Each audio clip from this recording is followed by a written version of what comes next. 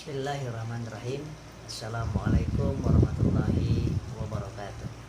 Sahabat-sahabat, mudah-mudahan sahabat-sahabat semuanya yang berada di mana saja saat ini, terutama yang sedang diuji dengan penyakit, yaitu penyakit ansietas, ketakutan, kecemasan, terasa begah, perih, ulu hatinya berdebar, panas, dadanya sesak, pegel ke sini, kemudian kadang-kadang migrain kanan atau kiri, keliengan atau vertigo, keringat dingin, cepat lemas, cepat lelah.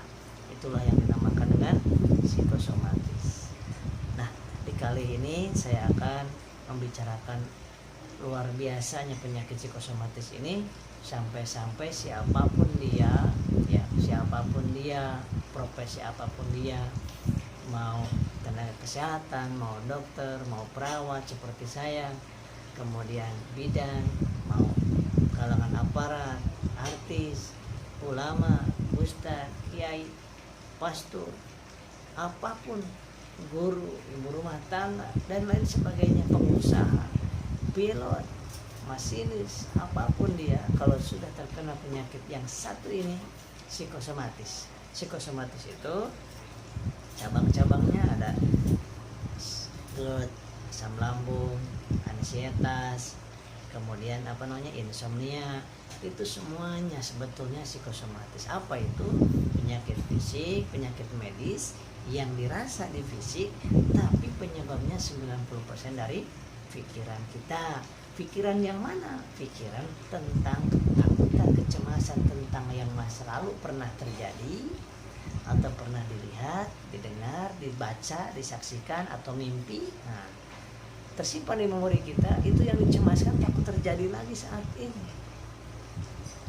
Nah, takut terjadi lagi saat ini dan hari esok takut terjadi lagi. Oke. Nah, kemudian yang akhirnya ketakutan, kecemasan yang berlebihan terhadap di dalam memori kita akan pengaruh ke asam lambung meningkat.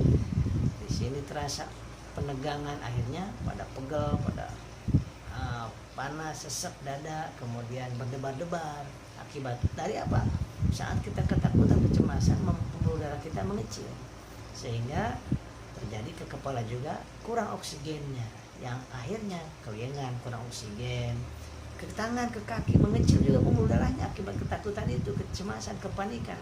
Akhirnya aliran kurang lancar, terjadi pucat, kering sebagainya. Nah, 10%-nya bahkan sampai 20%-nya penyebab dari medis, dari fisik, kaitan dengan gula darah, kaitan dengan HB, kaitan dengan tensi darah yang suka turun naik, gula yang suka turun, bukan gula yang tinggi, gula yang suka turun, hipoglikemi, trigliserid yang suka turun naik, asam urat yang suka turun naik. Itu yang berkaitan dengan pengaruh 10-20% kepada psikosomatis.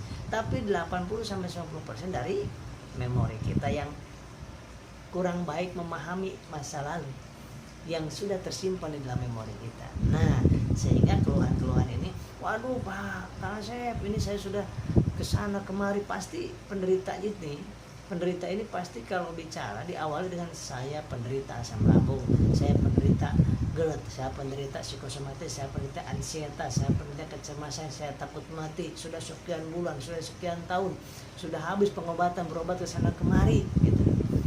Sehingga pada saat konsultasi ke kami biasanya sudah habis uangnya, karena sudah dihabiskan. Apakah ada perubahan? Biasanya tidak dirasa oleh beliau, padahal sudah berbagai macam pengobatan medis, supranatural, kemudian ruqyah dan sebagainya, herbal, itu semuanya bagus, kecuali yang diharapkan sama Allah itu aja yang nggak bagus. Selain itu bagus itu, tapi Allah belum menakdirkan. Kenapa? Mungkin belum tepat secara syariatnya, dan hakikatnya Allah belum menentukan kesembuhan. Dan pada tahun-tahun terakhir ini, 2-3 tahun terakhir ini, semakin banyak yang mengalaminya, yang seperti yang saya alami dan seperti sahabat-sahabat juga alami. Ansietas itu takut segala macam, mau ke pengajian takut, mau pakai motor takut, mau ke masjid, ke jumatan takut, mau bawa mobil apalagi takut, ke tol takut, serba takut. Jadi dibelenggu hati dan pikiran kita, diri kita, hidup kita seperti yang tidak ada punya harapan lagi hidup ini. Ke suami nggak ingat lagi, ke istri nggak ingat lagi kewajiban kita sebagai suami, ke anak gitu lagi, ke kerjaan udah nggak ingat. Yang diingat lambung, kepala, jantung, lambung, kepala, jantung. Kenapa ini ya? Kenapa ini ya? Kenapa ini ya? Kemana-mana bertanya kenapa, dan kemana-mana bicara menceritakan apa yang dialaminya, dan mereka tidak pernah percaya dengan apa yang kita sampaikan itu. Ya. Nah, apa itu penyebabnya? Karena psikosomatis adalah penyakit yang bukan penyakit, penanganannya bukan hanya penyakit dengan medis saja. Psikosomatis penanganannya bukan hanya dengan hipnoterapi aja. Psikosomatis penanganannya bukan hanya dengan doa saja, bukan hanya dengan herbal aja, bukan, harus bersamaan, berbarengan, ya, sehingga itu akan terjadi pemulihan yang secara komprehensif. Itu yang saya alami dahulu. Kalau parsial, medis aja, mau obat semahal apapun, ya gitu lagi, karena akarnya tidak kena. Akarnya di mana? Secara medis ada akarnya, gula darah rendah, tensi rendah, glukosa rendah, atau trigliserida yang tinggi, atau karbohidrat yang kurang. Makanya berat badan turun terus, ya kan? Yang kedua, secara psikologisnya tidak dipahami. Secara psikologisnya kenapa dulu pusing, sekarang pusing? Kok dulu pusing biasa aja, sekarang pusing ingat mati. Nah, pusingnya sama. Dulu perih perut, nyeri ulu hati, makan ingatnya, sekarang nyeri ulu hati ingatnya penyakit jantung, penyakit kok tumor, kematian. Itu kan. Ada burung dulu nggak apa-apa, biasa aja. Ya sekarang ada burung ingat apa? Ingat, wah ini ada yang mau mati, ini jangan-jangan saya. Itu kan. Luar biasa, ini luar biasa. Emang ciri khasnya ini. Yang pertama, ciri khas orang, mohon maaf saya juga seperti itu ya, saya menyampaikan ini ilmu psikosomatis yang saya pahami dan saya rasakan dan ribuan orang rasakan, insya Allah sama. Satu ciri khas psikosomatis dan psikiater, yang pertama logikanya menurut, apa-apa dengan rasa, dengan baperan, ya kan? Logikanya udah menurut. Dulu logikanya mantap, begitu lapar, perih perut, langsung ingat makan, dan langsung makan, beres. Sekarang logikanya udah ngedrop, pakai perasaan. Wah perih nih, wah ini kenapa lagi nih, wah kayaknya bener yang dibaca di Google itu. Oh berdebar-debar, dulu berdebar-debar sama, berdebar-debar. Karena pada saat marah kita berdebar-debar, pada saat dikejar anjing berdebar-debar, pada saat macet terlambat kerja berdebar-debar, nggak masalah dulu. Nah, sekarang kok berdebar-debar dijadikan masalah. Berarti yang bermasalah apa? Isi otak kita. Dan bagaimana caranya? Dari mana itu datangnya otak tersebut? Diisinya dari yang kita baca, dari yang kita tonton, dari yang kita dengar, dari yang kita alami di masa lalu, atau dari mimpi-mimpi yang buruk. Ya. Terakhir tadi ada yang bertanya, Pak Asep, saya tadinya udah enakan ya melihat, membaca bukunya Kang Asep, kemudian mendengar audio terapinya Kang Asep, tapi teringat malam-malam kemarin mimpi bertemu dengan orang yang sudah meninggal. Baca Google saya, katanya gitu. Begitu baca Google, katanya kalau mimpi bertemu dengan orang yang meninggal bakal ngikut. Wah ini masuk lagi ke alam bawah sadarnya. Karena apa? Logikanya sedang ngedrop, sedang psikosomatis itu. Akhirnya apa? Akhirnya nggak bisa tidur lagi, takut lagi, cemas lagi. Yang tadinya udah enakan, nggak ingat makan lagi, ingatnya mati, ingatnya jin, gaib itu yang ada di sini. Makanya stop baca-baca tentang hal yang macam-macam lah, tentang penyakit gak usah tahu aja, yang penting sembuhin sama Allah. Akhirnya baca lagi, kata saya, bukunya satu kali lagi, diulang lagi, beresin lagi.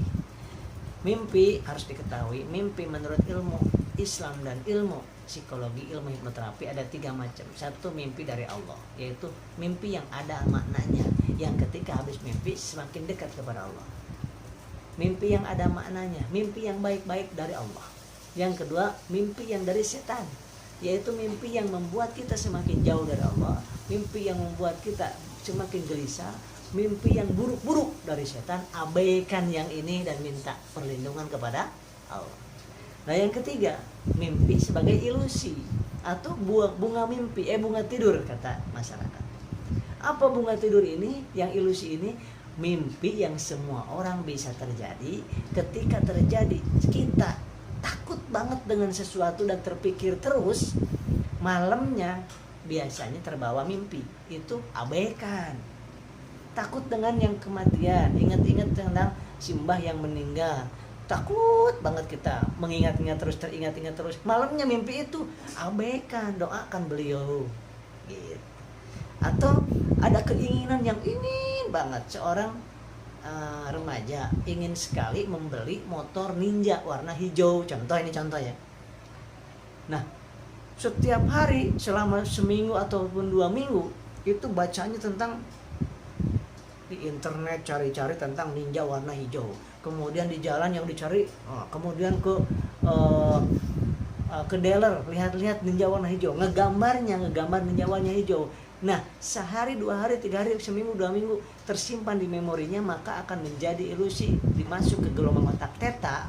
Makanya mimpi dia. Mimpi apa? Kalau tadi mimpi yang ditakutkan, sekarang mimpi yang sangat diinginkan. Apa itu? Ingin sekarang mimpi apa? Mimpi dapat ninja motor. Nah, tadi mimpi bertemu orang yang meninggal karena diawali dengan ketakutan kematian dan diawali dengan ingat terhadap mbahnya yang meninggal yang belum lama itu. Masya Allah. Jadi mimpi ada 3. Yang harus dipercaya dan diikutin adalah mimpi yang minallah, dari Allah. Yang kedua dari setan, abaikan dan minta perlindungan kepada Allah. Ini bohong ini. Yang ketiga adalah mimpi bunga tidur atau ilusi saja. Alam bawah sadar kita yang bicara, itu abaikan, itu bunga tidur. Nah, gitu ya. Terus ini ciri yang pertama adalah logikanya low, perasaannya naik. Jadi apa-apa dengan perasaan. Aduh perasaan deg-degan, jangan-jangan jantung, jangan-jangan ini ada. Pertama, yang kedua ciri khasnya adalah orang yang psikosomatis atau inesietas adalah kembali ke kanak-kanak lagi. Usia berapapun kita, kalau kena psikosomatis kembali ke kanak-kanak. Ya, minta ditemenin terus, gak mau sendirian, kesana kemari ingin ada temennya, ya gak?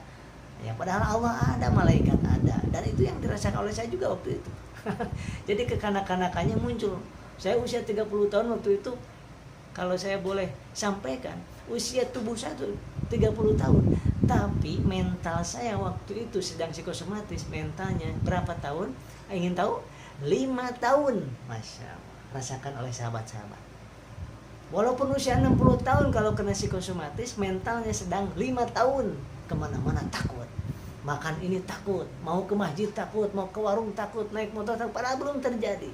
Dan itu biasa bagi orang yang psikosomatis. Yang ketiga ciri khasnya adalah egois. Orang psikosomatis itu, saya dulu sama, egois. Jangan heran.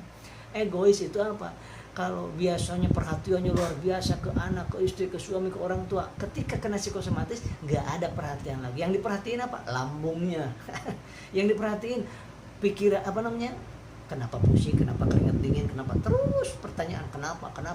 Semakin bertanya kenapa, semakin pusing pikiran kita, dan semakin terasa apa yang dikenapakan itu. Yang keempat ciri khas psikosomatis dan ansietas adalah yang keempat apa? Yang keempat adalah ingin banget nih, dalam tanda kutip, rada-rada kurang pinter kita. Coba artikan sendiri, kalau nggak pinter itu apa kebalikannya. Saya nggak enak bilangnya, tapi saya juga sama seperti itu. Menjadi kita nggak pinter, nggak cerdas. Sehingga nggak cerdas itu apa?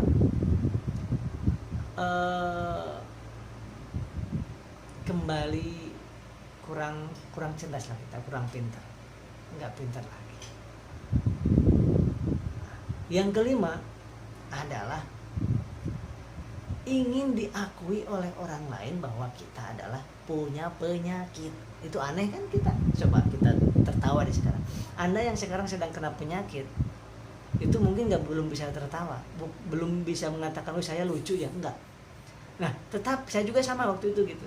Tapi ketika saat ini saya lucu ya. Orang lain ingin diakui sebagai orang yang sehat, yang kuat, yang kokoh. Saya malah ingin diakui orang yang sakit. Kenapa? Buktinya setiap orang yang nengok kita cerita, saya yang dirasain ini. Ada lagi yang nengok lagi, gini, cerita A sampai Z. Ada 5 orang yang nengok, 5 kali cerita. Akhirnya ngos, habis glukosa kita untuk cerita. Iya kan? Nah, seperti itulah kita. Ya. Jadi, stop mulai sekarang. Itu ingin diakui oleh orang lain sebagai orang yang sakit. Karena gak bakal dipercaya, sahabat. Gak bakal dipercaya. Jangankan sama orang biasa, sama tenaga kesehatan aja, kalau beliau belum pernah merasakan gimana itu takutnya psikosomatis, beliau juga akan ngetawain, bahkan akan marah-marah. Orang yang serumah dengan kita lama-lama juga sebel, sedikit-sedikit ngeluh, dikit-dikit ngeluh, takut ini, lebay. Akhirnya dikatakan apa? Lebay kamu, orang seger gitu badannya kok apa sakit, itu diada-adain. Tapi jangan sakit hati ya, mereka belum merasakannya. Nah, tapi sekarang sudah paham. Stop sekarang, karena kalau begitu kita cerita, beliau kalau ketawain kita, apa yang dirasa? Malah tambah sesek, malah tambah sakit, dan malah lelah. Karena apa? Sekarang katakan kepada mereka, saya udah sehat dengan izin Allah. Gitu. Yang selanjutnya, ciri khas orang yang psikosomatis dan anxietas apa? Ciri khasnya adalah ngeyel. Ciri khasnya adalah ngeyel. Coba yang datang ke sini itu sudah ke dokter A, B, C, profesor A, B, C, enggak percaya, masih belum percaya penerangan dari profesor itu. Ke Singapura belum percaya lagi, ke Kuala Lumpur belum percaya lagi. Habis mau percaya ke siapa? Beliau ini dikuliahkan, kuliah tinggi-tinggi biar cerdas. Nah, kita datang ke beliau mengatakan ke Anda tidak penyakit jantung. Ini buktinya. Nah, kita masih belum percaya. Makanya suka ngeyel, ngebantah. Kenapa? Itulah alam bawah sadar. Kata alam bawah sadar kita itu mengatakan saya sakit jantung. Walaupun 1000 orang dokter yang mengatakan kamu sehat jantungnya, tidak akan dipercaya. Nah, maka dari itu luar biasanya alam bawah sadar kita. Maka harus mengobatinya dengan menggunakan ilmu alam bawah sadar juga. Oke? Nah, itulah 6 ciri khas orang yang psikosomatis secara psikis ya, secara perilaku. Nah, secara fisik banyak, lemas, dada nggak nyaman, perut sering perih, dikasih makan begah, nggak dikasih makan perih, pusing kan, kemudian cepat kelingan, kemudian pada pegal di kaku sini, kemudian lemas, keringat dingin, kemudian serba dirasa pokoknya. Kenapa? Karena di rumah terus banyak tiduran, nggak dipakai kerja. Semakin dipakai tiduran semakin terasa, banyak yang dirasa. Ya, oleh sebab itu kenapa saya menggunakan metode yang lain. Banyak orang yang datang terapi ke sini, tapi kemampuan saya untuk menterapi hanya 1 hari 1 orang. Makanya saya mengadakan trainingnya agar supaya apa? Anda semuanya bisa memahami ilmu bawah sadar, alam bawah sadar, bisa praktekkan ilmu alam bawah sadar, bisa diterapi langsung. Sehingga saya mengadakan sebulan sekali di Bekasi, yaitu privat class hipnoterapi Islami. Pertama, yang kedua saya mengadakan videonya dan audio terapinya, biar Anda diterapi di rumah sendiri, beli DVD-nya gitu kan. Kami menyediakan. Kenapa? Karena banyak banget yang ingin diterapi ke sini. Dan dari hari ini nih, September sampai Oktober udah full. Kecuali ada yang cancel. Udah full. Ya, udah di-booking sampai Oktober. Nah, ini kemampuan saya tidak mampu melayani karena 1 orang yang psikosomatis itu 2-4 jam. Kenapa? Yang tadi itu ngeyel. Banyaknya ngeyel, sama dengan saya juga dulu ngeyel ya. Kenapa? Karena begitulah alam bawah sadar, luar biasa. Yang ketiga solusinya adalah maka saya bikin buku ini. Nah, 3 rahasia pulihkan cemas dan asam lambung, GERD termasuk semuanya, insomnia termasuk di sini, psikosomatis termasuk di sini semuanya, dengan menggunakan metode trilogika. Logika medis, logika psikologis, logika tauhid. Ini saya yang bikin. Ini berapa banyak? 183 halaman ya. Jadi ini tidak ada di Gramedia, hanya dipesan di sini. Nah, jadi mudah-mudahan bisa membantu banyak orang yang terbantu dengan ini wasilahnya, dengan DPD, dengan ikut kalau Anda jauh DPD sama ininya aja.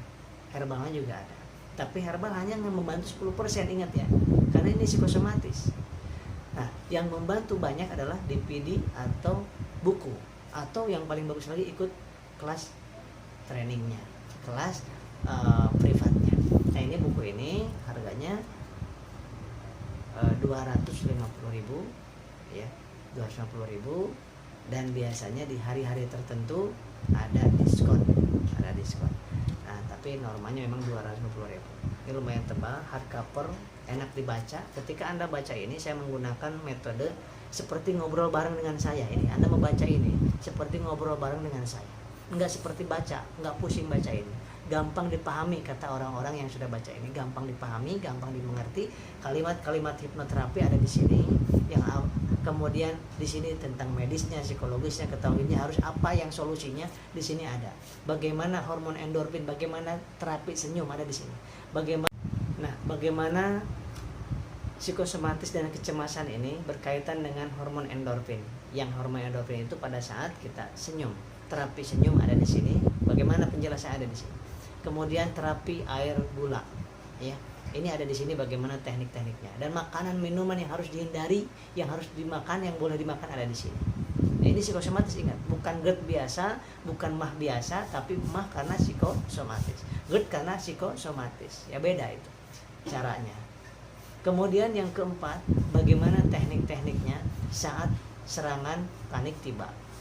Ya, apa yang harus dilakukan duluan. Nah, ada di sini. Nah, kemudian bagaimana cara pendekatan kepada Allahnya ada di sini. Bagaimana menyentuh kolbu kita dengan kalimat-kalimat di sini dibaca, ada di sini. Kemudian bagaimana aktivitas yang harus kita lakukan apa untuk mempercepat pemulihannya. Di sini. Ada di sini juga. Kemudian herbal yang boleh digunakan, mungkin obat yang harus digunakan, yang itu ada di sini, dan buah-buahan. Ini semuanya ada di sini. Bagaimana ketika sudah tidur, bagaimana ketika bertemu dengan orang, bagaimana ketika supaya Allah mempercepat penyembuhannya, ada di sini. Barangkali Anda membutuhkannya, silahkan ya, karena kami sudah tidak menerima lagi terapi karena sudah full ya, sudah full, sehingga menyiapkan buku ini mudah-mudahan menjadi wasilah kesembuhan, yang seperti saya juga sembuhnya wasilah dengan trilogika ini. Yang dulu saya lama karena nggak ada yang membimbing saya dengan 3 metode ini, medis, psikologis, dan ketauhidan. Makanya di sini saya bikin bukunya, yang tidak ada di toko manapun, ini langsung dikirim dari sini. Insya Allah, mudah-mudahan apapun penyakit kita dijadikan oleh Allah sebagai lantaran kita semakin dekat ke Allah.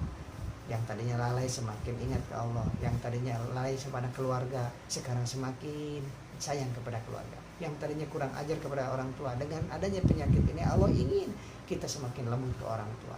Kenapa? Karena Allah ingin kita bahagia dunia, bahagia di surga nanti. Nah, silakan bagi yang ingin memiliki buku ini ya, untuk menghubungi nomor telepon di bawah ini, dan WA, WhatsApp, nama, nomor handphone, alamat lengkap, kode pos. Bayarnya sesudah buku datang sampai ke rumah, baru bayar, baru transfer. Bayarnya, transfernya, jangan dulu bayar, jangan dulu transfer.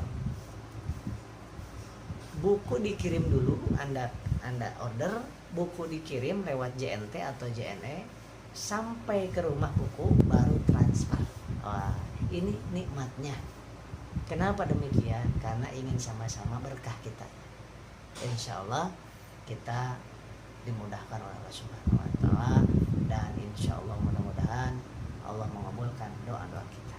Terima kasih. Saya Asepurder dari Rumah Perawatan Psiko Hipnoterapi Islami Indonesia. Mudah-mudahan bermanfaat apa yang kita sampaikan. Assalamualaikum warahmatullahi wabarakatuh.